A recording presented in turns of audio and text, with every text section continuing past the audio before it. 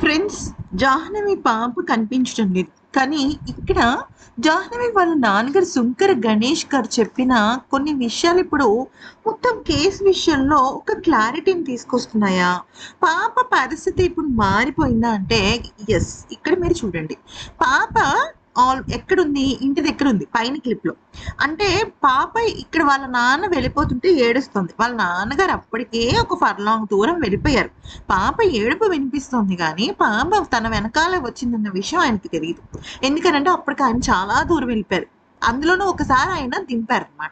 అయితే ఇప్పుడు గణేష్ గారు చెప్తున్న మాటలు చాలా షాకింగ్‌గా ఉన్నాయి. వాళ్ళ అమ్మగారు చెప్పిన మాటలకి, అలాగే గణేష్ చెప్పిన మాటలకి చాలా తేడా ఉంది. దీన్ని బట్టి మరి వాళ్ళిద్దరూ ఏం చెప్తున్నారు అనేదది మ్యాటర్ కాదు. ఆ పాప ఎక్కడికి వెళ్ళిందనేదే ఇక్కడ మ్యాటర్. ఎలాగా అంటే పాప తల్లికి ఆ రోజు ఫెన్సింగ్ దగ్గర పాపకి సంబంధించిన జుట్టు, అలాగే పాపకి సంబంధించిన ఆ కుక్కకి సంబంధించినవి బొచ్చు కనపడింది. ఇక్కడ గణేష్ చెప్తుంది ఏంటంటే, అసలు పాపని ఎవరైతే ప్రత్యక్ష సాక్షి తాతారావు అనే ఆయన వ్యక్తి చూసారో, ఆ వ్యక్తి చూపించిన ప్లేస్ అసలు పాపకి తెలీదండి. అసలు పాప వెళ్ళే అవకాశమే లేదు అని చెప్పాడు. కరెక్టే. ఇక్కడ గణేష్ గారు చెప్పింది కరెక్టే. అలాగే వాళ్ళ అమ్మగారు చెప్పింది కరెక్టే.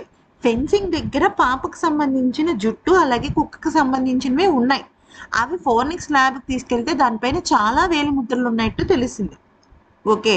అది పక్కన పెట్టేస్తే ఇక్కడ ఇంకొక మెయిన్ పాయింట్ ఏంటి అంటే, పాప అక్కడి దాకా ఆ పాపని అక్కడి దాకా ఎవరైనా తీసుకువెళ్లారా?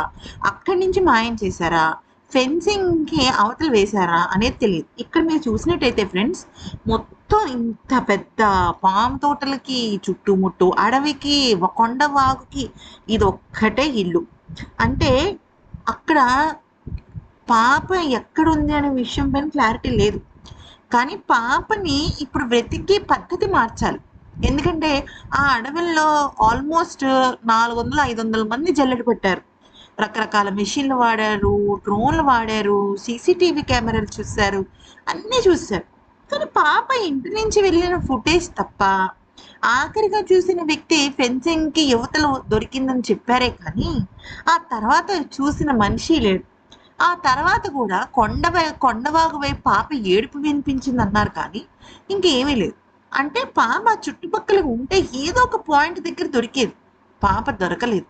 అంటే పాపని ఎవరో ఎత్తుకెళ్లారు.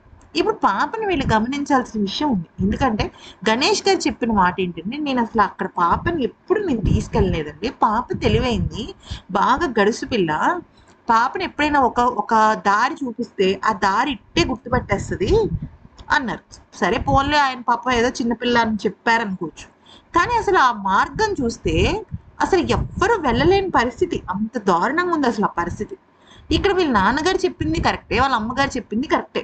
కానీ మధ్యలో ఎవరో వ్యక్తులు ఇన్వాల్వ్ అయ్యారు. ఆ విషయం ఎక్కడ క్లూ దొరకట్లా. క్లూ దొరకకుండా చేశారా? తర్వాత దాదాపుగా 10 రోజుల పాటు వర్షాలు పడ్డాయి. ఇవన్నీ కూడా ఇక్కడ మ్యాటర్ అవుతాయి. సో ఇప్పుడు కేసుని రూట్ మార్చాలి. పాపని అడవిలో కాదు వెతకాల్సింది. చుట్టుముట్టు ఈ ఈ కాకినాడ జిల్లాకు సంబంధించిన బస్సులు, ట్రైన్లు, సీసీటీవీ ఫుటేజ్‌లు వెతకాలి.